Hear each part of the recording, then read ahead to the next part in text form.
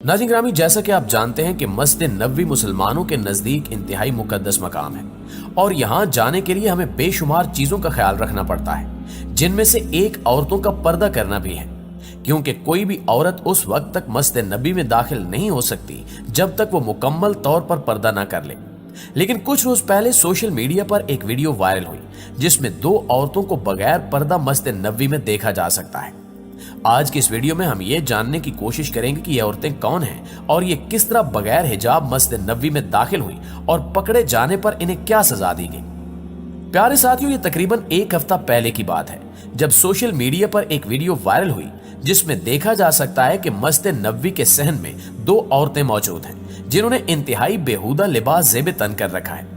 जब ये लड़कियां मस्जिद नबवी के सहन में पहुंची तो इनके लिबास को देखते हुए सिक्योरिटी पर मामूर एक गार्ड ने इनको रोक लिया और इनसे सवाल किया कि आप बगैर पर्दे के यहाँ कैसे पहुंच गई। इस सवाल के जवाब में उन्होंने बताया कि हम गैर मुस्लिम हैं, हम मदीना में सिर्फ विजिट करने आए थे और गलती से मस्जिद नबवी के सहन में दाखिल हो गए, लिहाजा हमारी मुआज़रत कबूल की जाए। ये सुनने के बाद गार्ड ने इन लड़कियों को मस्जिद नबवी के तकद्दुस के बारे में बताया और इन्हें फौरन पर्दा करने का हुक्म दिया, जिस पर इन लड़कियों ने अपने बैग से उबाया निकाल कर पहन लिया, लिहाजा इनकी माफी कबूल करते हुए इन्हें वापस भेज दिया गया। दूसरी जानिब सोशल नेटवर्क पर सरगर्म सऊदी सार्फिन ने इन दो गैर मुस्लिम खवातीन की जानिब से मस्जिद नबवी की बेहुरमती की तस्वीर शाया की और इन दो बेपर्दा खवातीन के हरम में दाखिल होने पर अपने गुस्से का इजहार करते हुए ट्वीट्स लिखी।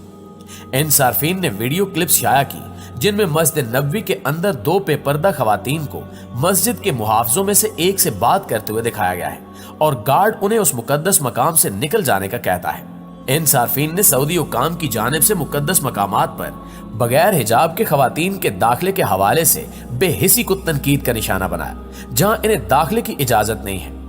ज्यादातर तनकीदी सऊदी सार्फिन ट्विटर पर तखल्लुस इस्तेमाल करते हैं क्योंकि हुकाम की जानिब से इनके खिलाफ मुकदमा चलाया जाता है और इन्हें गिरफ्तार किया जाता है। जैसा कि अबू मादी अल महदीस के तखल्लुस के साथ इन सार्फिन में से एक ने लिखा कि मस्जिद नबवी में हिजाब के बगैर लड़कियां आले सऊद जमीन के पाक तरीन मकामात यानी मस्जिद नबवी की हुर्मत को पामाल करता है और किसी भी वहाबी शेख को इस पर एतराज नहीं है। नाज़रीन, यहाँ आपको बताते चलें कि अगर आप बजरिया सड़क किसी भी जानिब से मक्का मुकरमा में दाखिल हों तो हदूद हरम के आगाज से कुछ पहले सड़कों पर जली हरूफ में बार बार ये अल्फाज तहरीर मिलते हैं कि गैर मुस्लिम का मक्का की हदूद में दाखिला मना है और फकत मुस्लिमीन मक्का में दाखिल हो सकते हैं। और फिर वो मकाम आ ही जाता है जहां एक साइन बोर्ड आवेजा होता है जिस पर दो रास्तों के बारे में लिखा होता है, जहां से गैर मुस्लिम दाने हाथ की जानिब यानी ताइफ की जानिब मुड़ते हैं जबकि मुस्लिम बाएं यानी मक्का मुकरमा की तरफ मुड़ते हैं। गोया ये वो आखिरी नुक्ता है जहां से मुसलमानों और गैर मुस्लिमों की राहें जुदा होना लाजमी है, क्योंकि हम सब जानते हैं कि मक्का की तायर फिजाओं में सिर्फ कलमा गो अहले ईमान ही दाखिल हो सकते हैं। किसी निजस का इस पाक शहर में दाखिला शरन ममनू है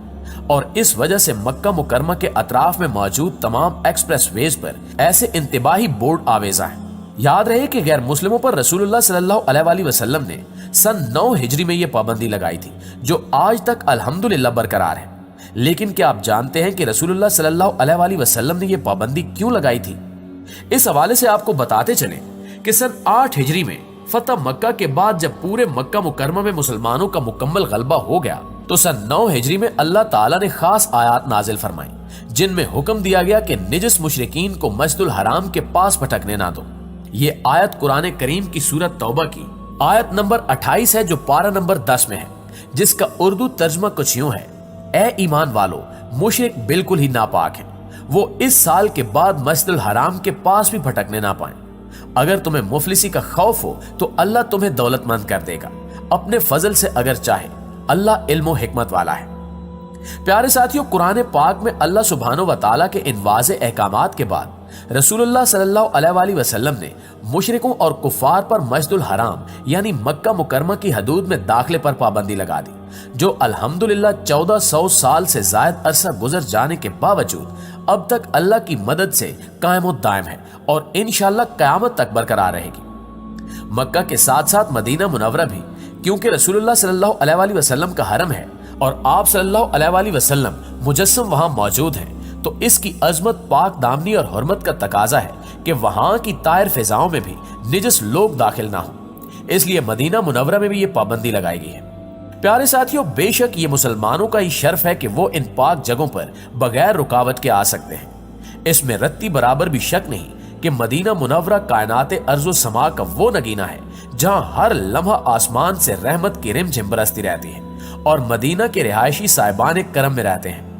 یہ وہ خوش نصیب لوگ ہیں جن کے شب و روز کا ہر لمحہ حضور اکرم صلی اللہ علیہ وآلہ وسلم کی چادر رحمت کے سائے میں گزرتا ہے۔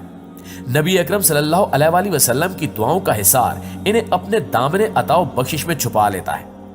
احادیث نبوی میں مدینہ منورہ کے بے شمار فضائل بیان کیے گئے ہیں،